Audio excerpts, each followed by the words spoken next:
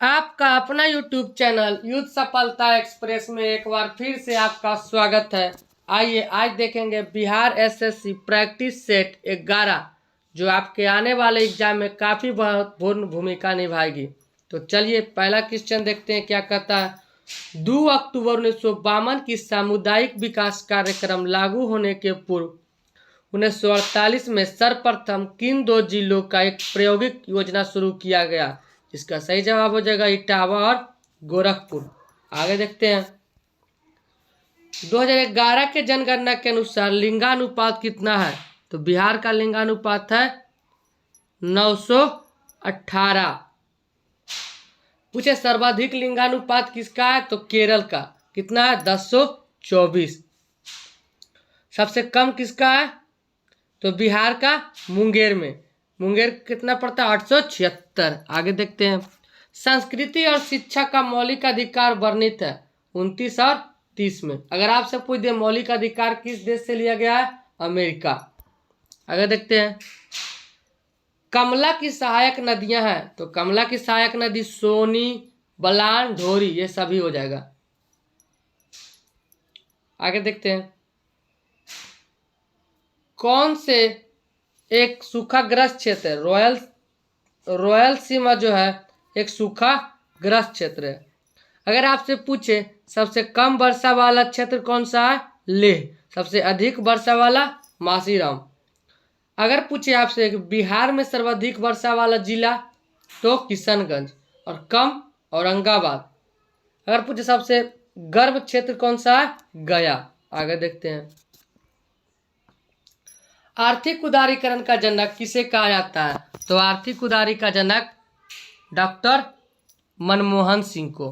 कब 1951 में इसकी शुरुआत हुई 91। आगे देखते हैं। भारत एवं पाकिस्तान का विभाजन किस योजना के तहत हुआ। तो भारत और पाकिस्तान योजना माउंटबेटन योजना के तहत हुआ। पूछेगा भारत और पाकिस्तान कब अलग हुआ।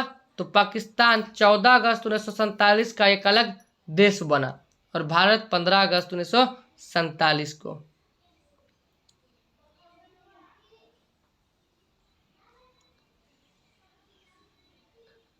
देख रहे हैं बेबेल योजना। तो बेबेल योजना को शिमला सम्मेलन के नाम से भी जाना जाता है। क्रिप्स मिशन ये कब आया 1942। आगे देखते हैं। नेक्स्ट क्वेश्चन क्या कहता है। अफीम पौधे के किस भाग से बनाई जाती है। तो अफीम फूल से बनाया जाता है। अगर पूछेगा हल्दी, केसर, आलू, प्याज ये सब किससे तना। आगे देखते हैं। भूकंप से क्या होता है। तो भूकंप से क्या होता है तो दरार आता है। भूकंप किसके कारण आता है। तो प्लेट विवर्तनिक क्रिया के द्वारा आती है।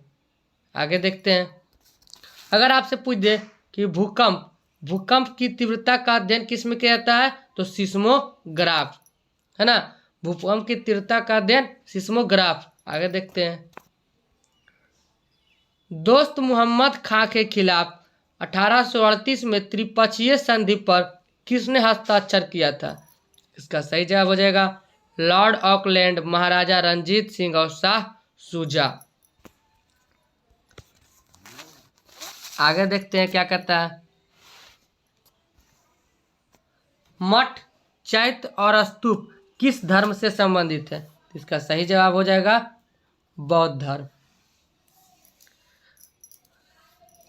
कहता है मठ क्या था।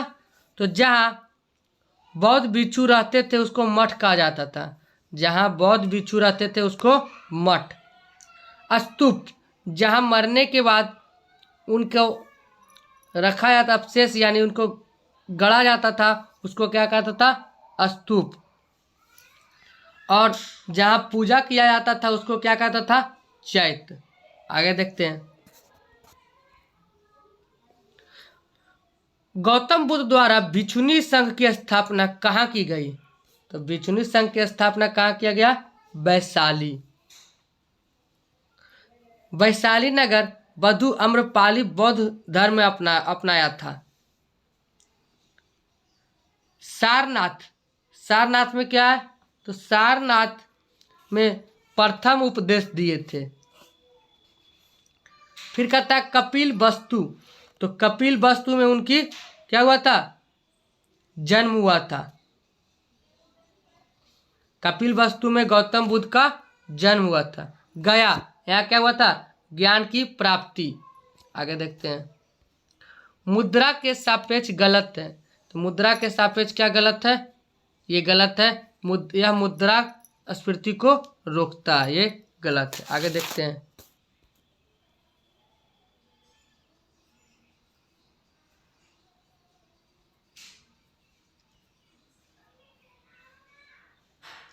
एलिसा परीक्षण किसे पता लगाने के लिए किया जाता है?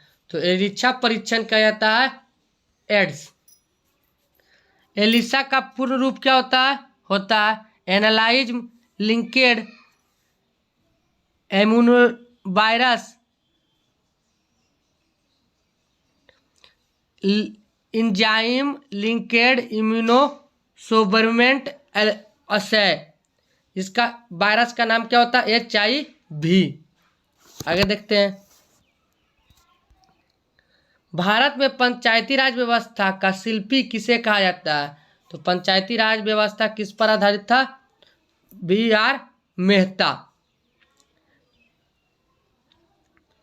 पंचायती राज की शुरुआत कब हुआ? 1957 से BR मेहता के द्वारा, इसी के सिफारिश पर हुआ था। BR मेहता मतलब क्या था? बलवंत राय मेहता। आगे देखते हैं। घाटे की वित्त व्यवस्था एक साधन है, तो घाटे की वित्त व्यवस्था क्या एक साधन है? तो इसका सही जवाब हो जाएगा राजकोषीय नीति। आगे देखते हैं। निम्नलिखित में से कौन मुगल शासक 15 वर्षों तक निर्वासित रहा? तो इसका सही जवाब हो जाएगा हुमायूं।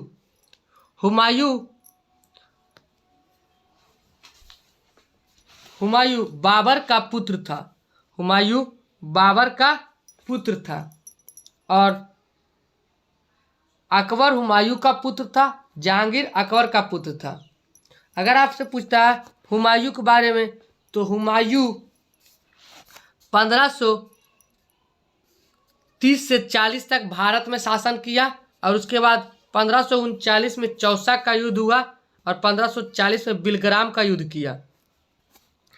ये सब बिलग्राम या कन्नौज का युद्ध, जिसे शेर शाह द्वारा पराजित किया गया और उसके बाद वह भारत से चला गया। और 1555 में सरहिंद का युद्ध हुआ और हुमायूं जीत गया और शेर शाह की हार हुई। उसके बाद वह फिर गद्दी पर बैठ गया। आगे देखते हैं। गुलबर्गा एक जमाने में किस राज्य की राजधानी थी? तो गुलबर्गा ब्राह्मणी साम्राज्य की राजधानी थी। ब्राह्मणी साम्राज्य कहता है, तो ब्राह्मणी साम्राज्य की स्थापना कब हुआ? 1347 ईस्वी में।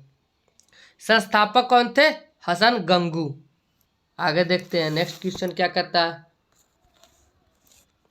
अलबरूनी किस राज्य के राज्यकाल में शासन भारत आया? तो अलबरूनी मोहम्मद गजनी के शासनकाल में भारत आया था। अलबरूनी को अबू रेहान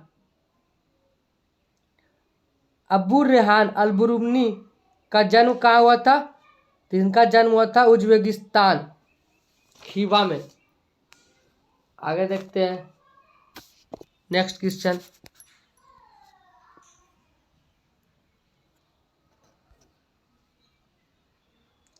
तेंग बहादुर को मृत्यु दंड किसने दिया? तो तेंग बहादुर की मृत्यु दंड किसने दिया था? इसका सही जवाब हो जाएगा औरंगजेब। तेंग बहादुर कौन था?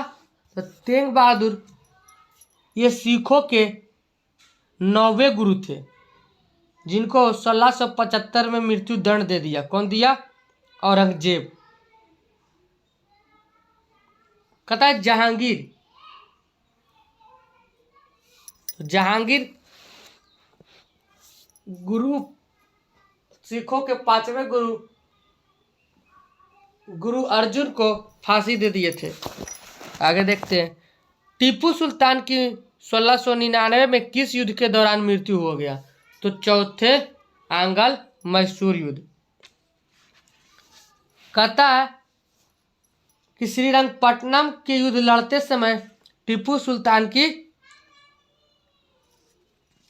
मृत्यु हो गया था।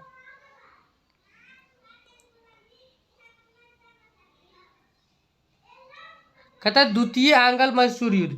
तो द्वितीय आंग्ल मैसूर कब हुआ? 1780 से 84। आगे देखते हैं, मौर्य काल में भारत के किन देशों में सबसे अधिक संबंध था? तो इसका सही जवाब हो जाएगा चीन, मध्य एशिया, बर्मा, दक्षिण एशिया और कुछ पश्चिमी देशों के साथ। कहता है मौर्य काल के संस्थापक कौन थे? तो चंद्रगुप्त मौर्य। इस समय मौर्य काल में चांदी के सिक्कों को क्या कहा जाता था? पन कहा जाता था। आगे देखते हैं, वर्ष 1928 में हिंदुस्तान सोशलिस्ट रिपब्लिकन एसोसिएशन की स्थापना कहाँ हुई? तो इसका सही जवाब क्या हो जाएगा? इसका सही जवाब हो जाएगा दिल्ली में। आगे देखते हैं, किस महासागर का सबसे गहरा बिंदु जावा गर्त है? तो इसका सही जवाब क्या हो जाएगा? हिंद महासागर की सबसे गहरा बिंदु जावा गर्त है। आगे देखते हैं, महात्मा गांधी ने सर्वोदय की मान्यताओं किस पुस्तक से ग्रहण किया गया है? इसका सही जवाब होगा अनटू दी लिस्ट।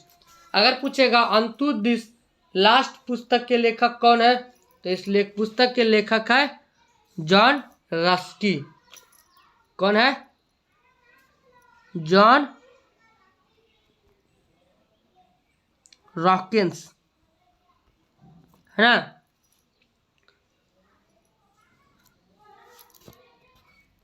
अगर आपसे पूछ देता है कि ये सबसे ज्यादा किससे संबंधित थे महात्मा गांधी? तो ये लियो टॉलस्टॉय, जॉन रस्की इनसे प्रभावित थे, है ना। महात्मा गांधी दक्षिण अफ्रीका से भारत कब आए? 9 जनवरी 1915 को। आगे देखते हैं, बिहार का पहला दैनिक हिंदी समाचार पत्र कौन सा था? तो इसका सही जवाब क्या हो जाएगा? सर्वहितैषी। क्या था? सर्वहितैषी।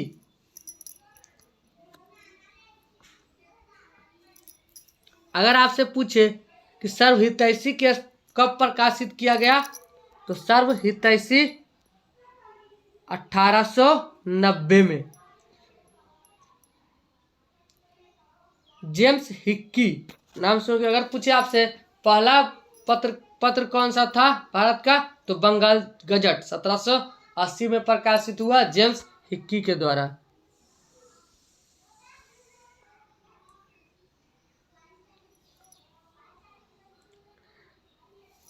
कथन निम्नलिखित में से कथन एक को समेकित कीजिए। चलिए देखते हैं, मेरे शरीर पर एक एक लाठी ब्रिटिश साम्राज्य के कफन में कील सिद्ध होगी। इस किसका कथन था?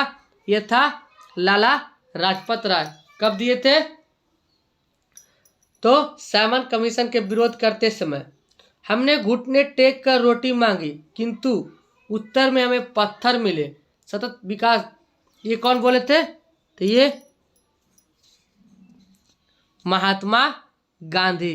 कब बोले थे? सविनय अवज्ञा आंदोलन के समय। सतत जागरूकता की ही स्वाधीनता का मूल्य, ये कौन बोले थे? ये थे पंडित जवाहरलाल नेहरू। इनकलाब जिंदाबाद भगत सिंह। इसका सही जवाब क्या हो जाएगा? Option number B. आगे देखते हैं, 1940 के व्यक्तिगत सविनय अवज्ञा आंदोलन में दूसरा सत्याग्रही किसे चुना गया? तो दूसरा सत्याग्रही थे जवाहरलाल नेहरू। अगर आपसे पूछे पहले सत्याग्रही तो विनोबा भावे। आगे देखते हैं, लोकमान्य तिलक किस विचार के पोषक थे? तो लोकमान्य तिलक उग्र विचारधारा के थे। अगर आपसे पूछे कि उग्र विचारधारा के कौन कौन थे, तो लाल, बाल और पाल। लाल से कौन थे? लाला लाजपत राय। बाल से बाल गंगाधर तिलक। पाल से विपिन चंद्र पाल। ये उग्र विचारक थे। अगर आपसे पूछ देता है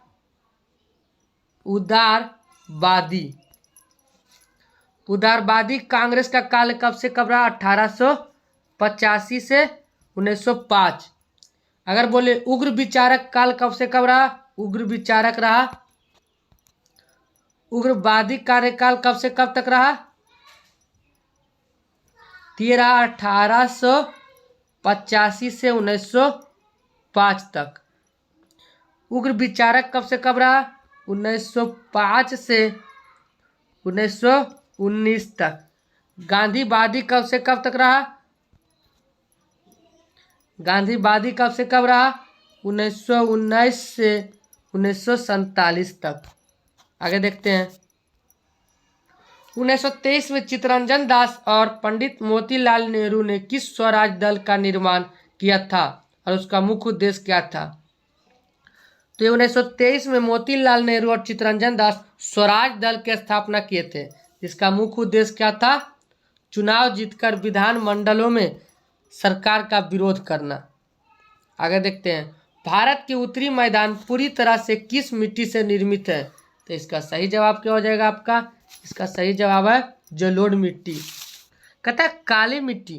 काली मिट्टी किसके लिए उत्तरदायी है? तो कपास के लिए। चलिए आगे देखते हैं,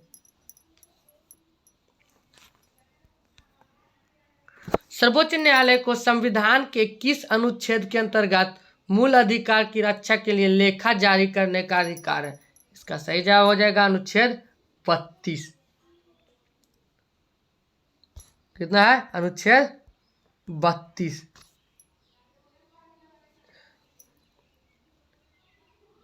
अगर आपसे पूछे कि अनुच्छेद 32 को भीमराव अंबेडकर ने क्या कहा था? तो संविधान का हृदय और आत्मा कहा। आगे देखते हैं, अध्यादेश जारी करने का अधिकार राष्ट्रपति के पास कौन सा अधिकार है? तो इसका सही जवाब हो जाएगा ऑप्शन नंबर डी, विधायिका अधिकार। कहता है अध्यादेश जारी कौन करता है? राष्ट्रपति पर। कितना? अनुच्छेद 123। 1, 2, 3 अध्यादेश जारी करता है राष्ट्रपति। आगे देखते हैं,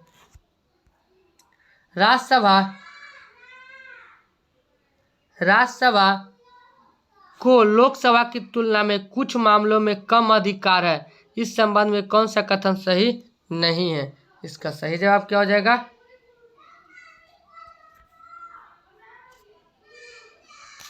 इसका सही जवाब क्या है आपका? Option number 1। आगे देखते हैं, राज्य के राज्यपाल की क्या स्थिति होती है? तो राज्य के राज्यपाल की स्थिति क्या है? वह राज्य की कार्यकारिणी अध्यक्ष होती है। आगे देखते हैं,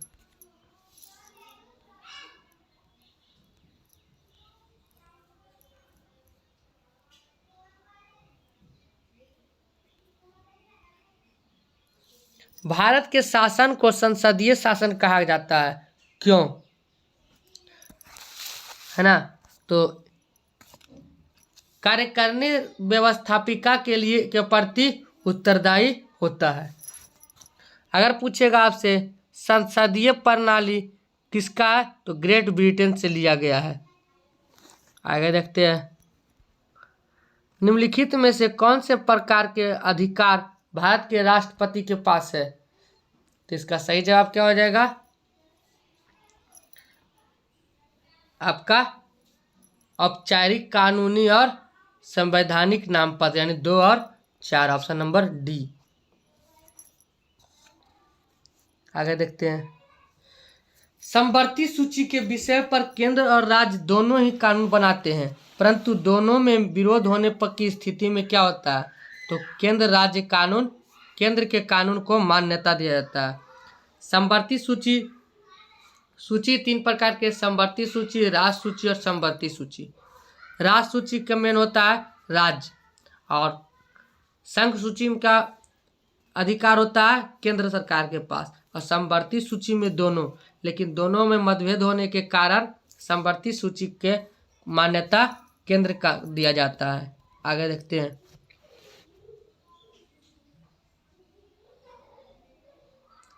अगर आपसे पूछ दे कि राज्य सूची, संघ सूची, समवर्ती सूची अनुच्छेद कितना में वर्णित है, तो तीनों को 246 के तहत वर्णित किया गया है। आगे देखते हैं। उत्तर पूर्वी मानसून में से सर्वाधिक वर्षा प्राप्त वाला राज्य तो कहाँ होता है,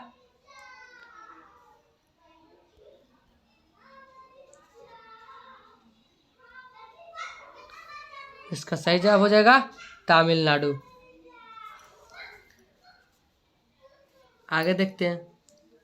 भूटान की आधिकारिक भाषा क्या है, जोगखा। अगर पूछे भूटान का राष्ट्रीय खेल क्या है, तिरंगबाजी। अगर आपसे पूछे भूटान क्या है, पूर्वी हिमालय का एक छोटा सा स्थूल भद्र देश है। आगे देखते हैं।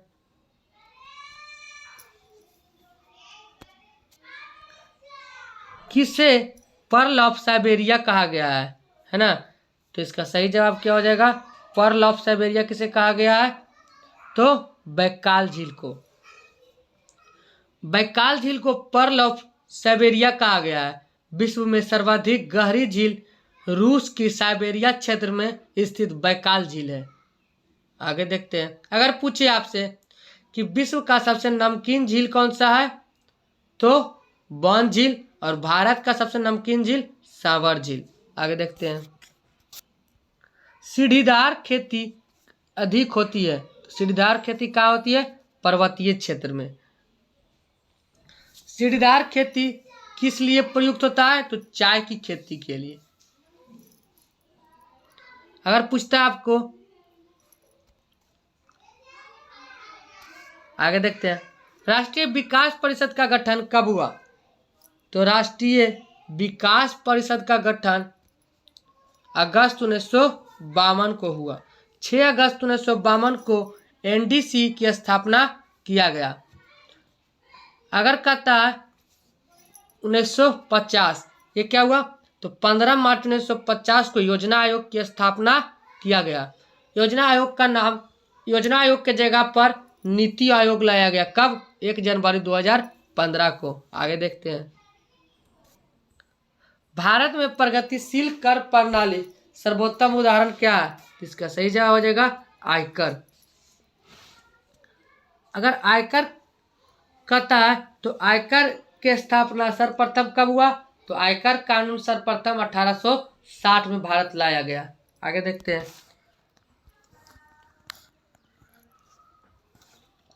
परिवर्तनशील आरक्षित अनुपात और खुला बाजार कार्यवाही किसके साधन है, तो इसका सही जवाब क्या हो जाएगा, ऑप्शन नंबर 1 मौद्रिक नीति। कहते हैं मौद्रिक नीति की घोषणा कौन करता है, तो आरबीआई का मुख्यालय कहाँ है, Mumbai. Reserve bank of India, जिसे बैंकों का बैंक कहा जाता है। आगे देखते हैं। अगस्त 2023 में इसरो ने किस सैटेलाइट बस प्रौद्योगिकी को लॉन्च निजी उद्योग हस्तांतरित किया, तो MIMS फर्स्ट को। आगे देखते हैं। जुलाई 2023 में योनेक्स कनाडा ओपन 2023 में पुरुष एकल का खिताब लक्ष्य सेन ने किस खिलाड़ी को हराकर जीता, तो ली शिफेंग, चीन।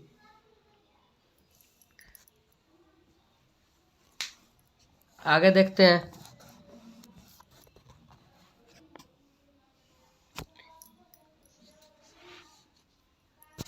नेक्स्ट क्वेश्चन क्या कहता है,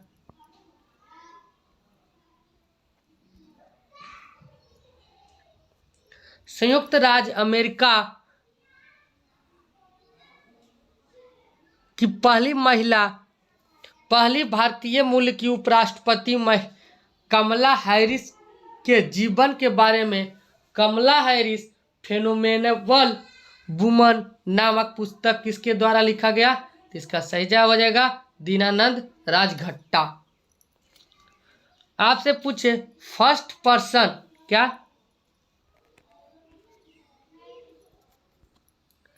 फर्स्ट पर्सन किसकी पुस्तक है? तो व्लादिमीर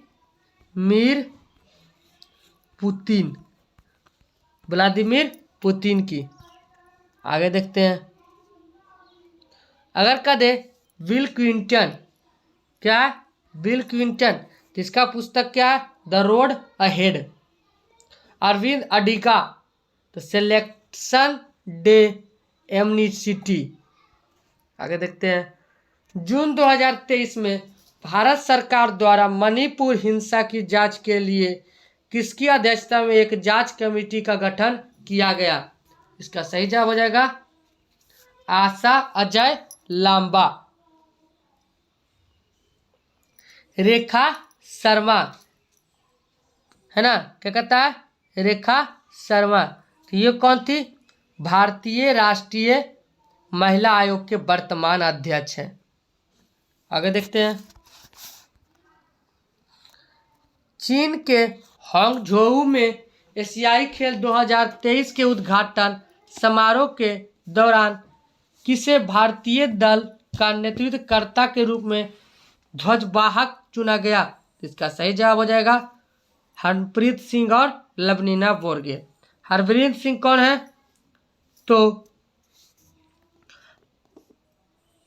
हरप्रीत सिंह जो है वो भारतीय हॉकी टीम की कप्तान है। और लवलीना बोरगेन कौन है? भारतीय महिला मुक्केबाजी। आगे देखते हैं। ट्रेडमिल टेस्ट कौन से चिकित्सा संबंधित है? तो हृदय। क्या है? हृदय। अगर आपसे पूछे हृदय कहाँ सुरक्षित रहता है?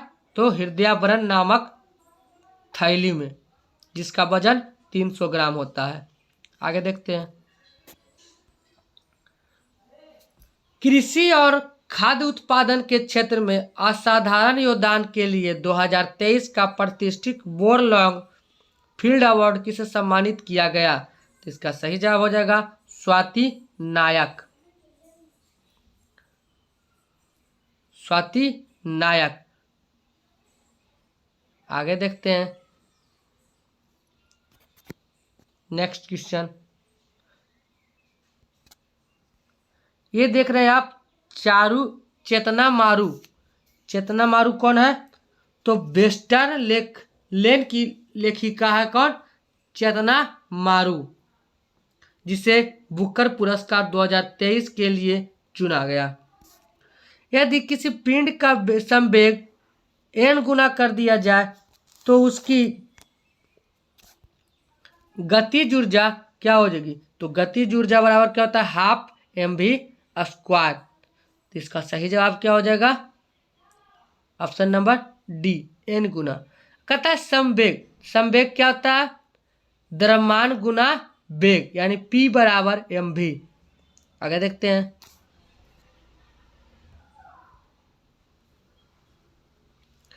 एक कॉम्पैक्ट डिस्क यानी सीडी किस प्रकार के डाटा भंडारित करती है? तो इसका सही जवाब क्या हो जाएगा आपका? प्रकाशिक। आगे देखते हैं। उदासीन परमाणु में कौन से कण होते हैं? तो उदासीन परमाणु में इलेक्ट्रॉन और प्रोटॉन। अगर कहता है आपको कि पॉजिट्रॉन की खोज कौन किया है? एडरसन। जीवन रक्षक हार्मोन किस ग्रंथि से स्रावित होती है? तो जीवन रक्षित हार्मोन एड्रिनल ग्रंथि से। अधिवृक्क तो अधिवृक्क ग्रंथि से निकलने वाली हार्मोन को क्या कहते हैं? लड़ो और उड़ो हार्मोन। एड्रिनल हार्मोन को ही क्या कहा जाता है? लड़ो और उड़ो। इसको क्या कहता है? लड़ो और उड़ो हार्मोन। ये कहाँ से निकलता है? अधिवृक्क ग्रंथि से। आगे देखते हैं, कौन सा भाग मानव की कंकालीय संरचना से संबंधित है? इसका सही जवाब हो जाएगा जांघ की हड्डी। जांघ की हड्डी कंकालीय संरचना से संबंधित है। मनुष्य में हड्डियों की संख्या कितना है? 206। और पसलियों कितना है? तो 12 जोड़ी। आगे देखते हैं, एक व्यक्ति का भार लिफ्ट में भार का दुगना होता है और इस दशा में उसका त्वरण क्या होगा? तो उसका त्वरण जी ऊर्ध्वाधर ऊपर की ओर होगा। मानव शरीर विज्ञान के संदर्भ में कौन सा लोब मुख्य रूप से दृश्य संरचना संरचित है? इसका सही जवाब क्या हो जाएगा? हो जाएगा आपका ऑक्सीपिटल लोब। आगे देखते हैं, निम्नलिखित में से कौन सा एक गुणसूत्र संबंधित विकार है? इसका सही जवाब क्या हो जाएगा? Option number D, down syndrome. Down syndrome गुणसूत्र से संबंधित है। इसमें गुणसूत्रों कितना होता है? 21वां सूत्री हो जाता है। आगे देखते हैं,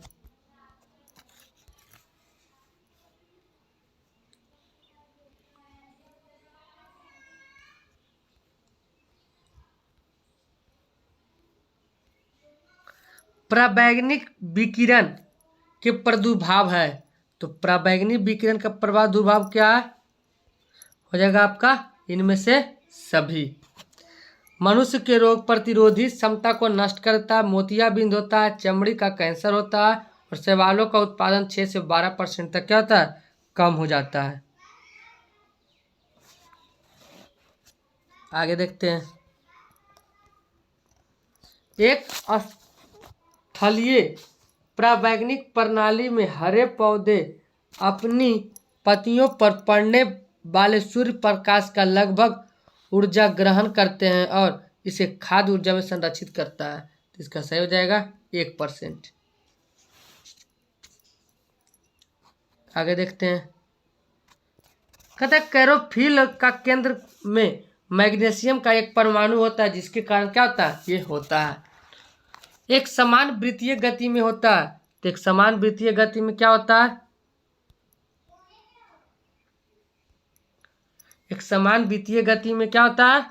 तो एक चाल अचर और वेग चर होता है। आगे देखते हैं,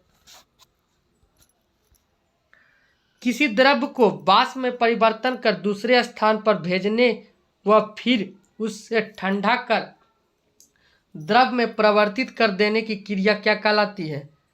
तो ये कहलाती है आसवन। क्या है? आसवन। द्रव में वाष्पन की क्रिया होता है। ऊर्ध्वपातन अगर पूछे तो ऊर्ध्वपातन क्रिया क्या होता है? ठोस से गैस में, जैसे कपूर का उड़ना क्या होता है? ऊर्ध्वपातन। आगे देखते हैं, नमक मिश्रित कपूर को शुद्ध किया जाता है। तो नमक मिश्रित कपूर को किस विधि द्वारा शुद्ध किया जाता है? किसका होगा? ऊर्ध्वपातन।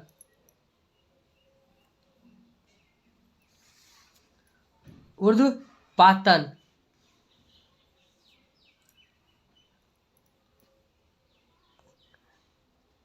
कहता है आंशिक आसवन।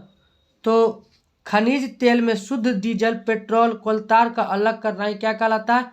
भाप आसवन। आसवन क्या होता है? तो एसीटोन, मेथिल अल्कोहल आदि को अलग किया जाता है। आगे देखते हैं, केंचुओं का मुख्य विसर्जित पदार्थ जो नेफ्रिडिया को छोड़ा जाता है वह क्या होता है? तो यूरिया। क्या होगा? यूरिया।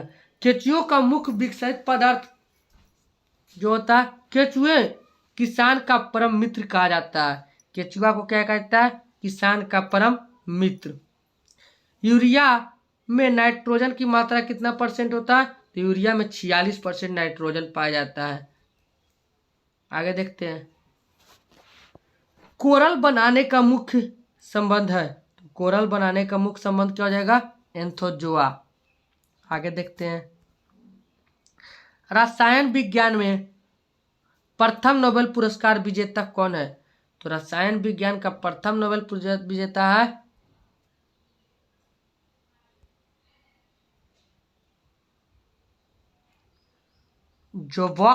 जोकोबस Henricus bat.